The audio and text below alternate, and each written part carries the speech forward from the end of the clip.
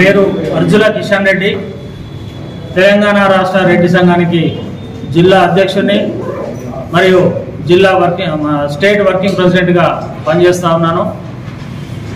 ఆదివారం రోజు 2వ తారీఖు ఫిబ్రవరి నాడు జరిగిన బీసీ సభలో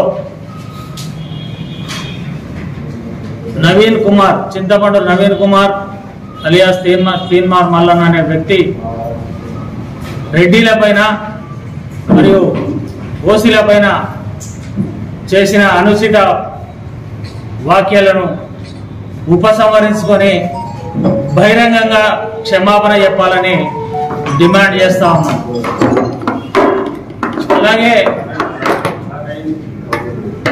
మీరు ఎమ్మెల్సీగా ఉన్నారు, అందరం మనం కలిసిమెలిసిగా ఉన్న సమయంలో కాంగ్రెస్ పార్టీ మీకు టికెట్ ఇచ్చింది. కాంగ్రెస్ పార్టీ తరఫునే మీరు ఎమ్మెల్సీగా గెలిచారు. కానీ ఇవాళ ఎవరి అవసరం లేదు, మీ ఓట్లే అవసరం లేదనే పరిస్థితికి వచ్చింది. నేను ఛాలెంజ్ చేస్తున్నా తీర్మాన్ మల్లన్నను, నీకు దమ్ముంటే ధైర్యం ఉంటే రిజైన్ చేయి, ఎమ్మెల్సీ పదవికి రిజైన్ చేసి మళ్ళీ పోటీ చేసి గెలువు. చూపిస్తాం రెడ్డిల ఐక్యత ఏందో, రెడ్డిల తహత్ ఏందో చూపిస్తాం. అప్పుడు తెలుస్తుంది ఏ గ్రామంలో పోయినా ఎక్కడికి పోయినా రెడ్డి అంటేనే నలుగురు విలువ ఇస్తారు, రెడ్డిల మాటే నలుగురు వింటారు అనేది నువ్వు గ్రహించాలి మల్లన్న గారు. నువ్వు కూడా అన్ని విధాల నీకు కూడా కొన్ని విషయాలు తెలుసు, నువ్వు తెలిసి కూడా మాట్లాడుతున్నావు అంటే అది మరి నీ పిచ్చి ఏ పరాకాష్ఠ చేసిందో కూడా అర్థమవుతుంది. అలాగే కాంగ్రెస్ పార్టీ కూడా విజ్ఞప్తి చేస్తున్నా, ఇటువంటి వాక్యాలతోని గ్రామాల్లో కుల వ్యవస్థల మీద పోరాటం జరిగే పరిస్థితికి వస్తుంది. దీనివల్ల అన్ని దెబ్బతినే అవకాశాలు ఉన్నాయి. కాబట్టి కాంగ్రెస్ పార్టీ అతన్ని సస్పెండ్ చేయాలని కూడా కాంగ్రెస్ పార్టీని కోరుతా ఉన్నా. అలాగే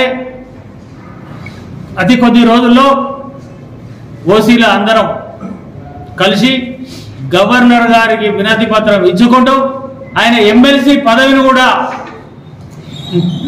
తీసేయించాలని, డిస్మిస్ చేయాలనే కోరిక కోరుతా ఉన్నాం అందరం కలిసి.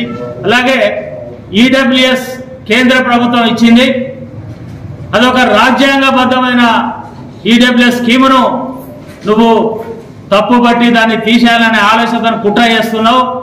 ఇది మంచి పద్ధతి కాదు. నీకంటే ముందు బీసీ నాయకులు చాలా మంది ఉన్నారు, నువ్వు ఈ రోజు వచ్చినవి. కానీ ఇంతకుముందున్న నాయకులు ఏ విధంగా ఎంత సమరతోని ఎటువంటి అందరితో కలిసి ఉండే ప్రకారంగా ఎలా మాట్లాడినో, కానీ నువ్వు ఈడబ్ల్యూఎస్ కింద ఆల్రెడీ మేము సుప్రీంకోర్టు దీన్ని కూడా సమర్థించింది. సుప్రీంకోర్టు కూడా అంటే మీరు రాజ్యాంగ వ్యతిరేకమే కాదు చట్ట వ్యతిరేకంగా కూడా మాట్లాడారు. దీని మీద కంటెంప్ట్ ఆఫ్ కోర్టు కింద కూడా కేసు వేయడానికి కూడా మేము వెనుకంజ వేయడం అని